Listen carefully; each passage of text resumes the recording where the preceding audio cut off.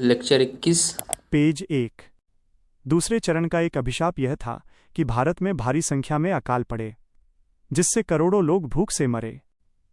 तीसरा चरण 1857 की क्रांति के पश्चात भारतीय अर्थव्यवस्था का तीसरा चरण प्रारंभ हुआ, जिसे वित्तीय पूंजीवाद कहा जाता है। इस चरण में ब्रिटिश पूंजीपतियों ने अपनी पूंजी को भारत में विकास के कार्यों में ब्याज की गारंटी के साथ लगाया, और भारत में कुछ क्षेत्र में विकास के कार्य प्रारंभ हुए, जैसे 1. रेलवे की शुरुआत 1853। 2. डाक व टेलीग्राफ व्यवस्था की शुरुआत 1853। 3. बैंकिंग व्यवस्था का विकास 1880। 4. जहाजरानी उद्योग, वनीकरण इत्यादि। भारत में रेलवे का विकास वास्तव में डलहौजी के काल में प्रारंभ हुआ और पहली रेल मुंबई से थाने के बीच 1853 में चलाई गई। पेज 2। रेलवे का मुख्य उद्देश्य था: 1. कच्चे माल को दूर दराज के क्षेत्रों से बंदरगाहों तक पहुंचाना। 2. भारत के विभिन्न क्षेत्रों में होने वाले विद्रोहों को तेज गति से दबाना। इस चरण में होने वाले कुछ महत्वपूर्ण कार्य थे: 1. इस चरण में कुछ बैंकों की स्थापना हुई, जैसे: 1. Punjab national bank 1895। 2. Bank of India 1906। 3. Central bank of India 1911। 4. Bank of Mysore 1913। 5. Indian bank 1907। प्रथम विश्व युद्ध के दौरान भारत में उद्योगों का विकास भी तेजी से होने लगा। 1916 में थॉमस हॉलैंड की अध्यक्षता में भारतीय उद्योग आयोग का गठन किया गया। पेज 3। ब्रिटिश भू राजस्व व्यवस्थाएं। ब्रिटिशों ने भारत में 3 प्रकार की राजस्व व्यवस्था भी लागू की थी। डायग्राम का विवरण। यहाँ राजस्व व्यवस्थाओं का उनके प्रभाव क्षेत्र प्रतिशत के साथ वर्गीकरण दिखाया गया है। 1. जमींदारी व्यवस्था, स्थायी बंदोबस्त या इस्तमरारी, राइट एरो 19% भारत के भूमि का। 2. रैयतवाड़ी व्यवस्था, राइट एरो 51% भारत के भूमि का। 3. महालवाड़ी व्यवस्था, राइट एरो 30% भारत के भूमि का। जमींदारी व्यवस्था। सबसे पहले भारत में ब्रिटिशों के द्वारा जमींदारी व्यवस्था की शुरुआत की गई थी।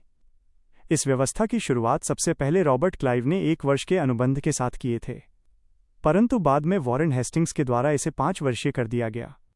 परंतु 1793 में लॉर्ड कॉर्नवालिस ने इस अनुबंध का समय बढ़ाकर 10 वर्ष कर दिया। कॉर्नवालिस को ही वास्तव में इस व्यवस्था का संस्थापक माना जाता है। पेज 4। प्रभावित क्षेत्र। ब्रिटिशों ने जमींदारी व्यवस्था को बंगाल, बिहार और ओडिशा के क्षेत्रों में लागू किया था। इस व्यवस्था के अंतर्गत भारत का 19% क्षेत्रफल आता था। व्यवस्था की विशेषताएं। इस व्यवस्था के अंतर्गत भूमि का वास्तविक स्वामी जमींदार होता था। जमींदार बिचौलियों की भांति काम करता था और वो कंपनी का एजेंट था। फ्रैक 111 भाग अपने पास रखकर उत्पादन का फ्रैक 1011 भाग ब्रिटिशों को सौंपता था और जमींदारों के पास कर वसूलने का स्थायी अधिकार था। कंपनी जमींदारों के साथ 10 वर्ष का अनुबंध करती थी और उन पर इस बात का दबाव रहता था कि कर वसूल कर समय से पहले राजकोष में जमा कर दे। जमींदारों पर 3 प्रकार के नियम लागू होते थे। 1. उनके पास जमींदारी का आनुवांशिक अधिकार होता था। पेज 5। 2. वे जमींदारी किसी को किराए पर दे सकते थे। 3. यदि जमींदार समय पर अपने कर्तव्यों का निर्वहन नहीं करता तो उसकी जमींदारी छीन ली जाएगी और किसी अन्य योग्य व्यक्ति को दे दी जाएगी। सूर्यास्त का नियम। ये नियम ब्रिटिशों ने जमींदारों पर लागू किया था। इसके अंतर्गत राजकोष में कर जमा करने का एक निश्चित दिन होता था और उस दिन सूर्यास्त से पहले कर जमा करना अनिवार्य था। ऐसा नहीं होने की स्थिति में जमींदार की जमींदारी छीनी जा सकती थी।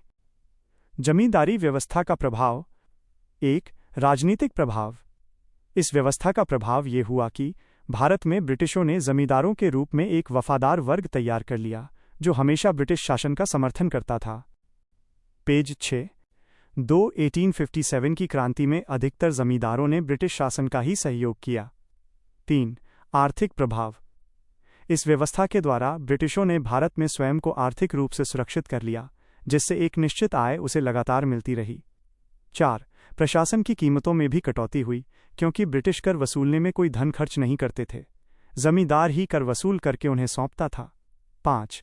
ब्रिटिशों की आय अप्रत्याशित रूप से बढ़ गई। 4. सामाजिक प्रभाव। इस व्यवस्था का समाज पर बुरा प्रभाव पड़ा। किसानों का शोषण अत्यधिक बढ़ गया। संबंधित क्षेत्र में जमींदारों की मनमानी चलने लगी।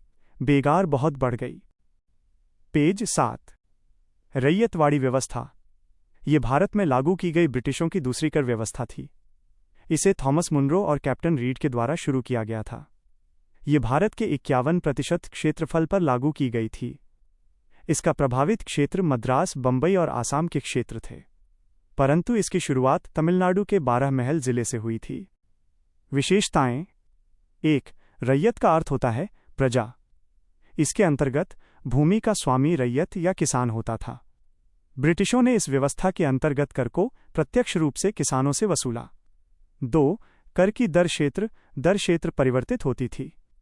सामान्यतः दर 33% से 55% के मध्य होती थी। 3.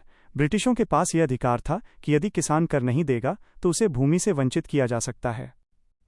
पेज 8। प्रभाव: 1.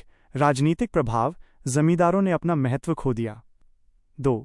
असंतोष के कारण जमींदारों ने विद्रोह प्रारंभ कर दिए। 3. आर्थिक प्रभाव: भ्रष्टाचार अत्यधिक बढ़ गया क्योंकि ब्रिटिश अधिकारियों ने अपनी जेबें भरनी शुरू कर दी। वाणिज्यिक फसलें प्रारंभ हुईं, जिससे खाद्यान्न फसलें कम उत्पादित की गईं। 4. सामाजिक प्रभाव: बेरोजगारी अत्यधिक बढ़ गई।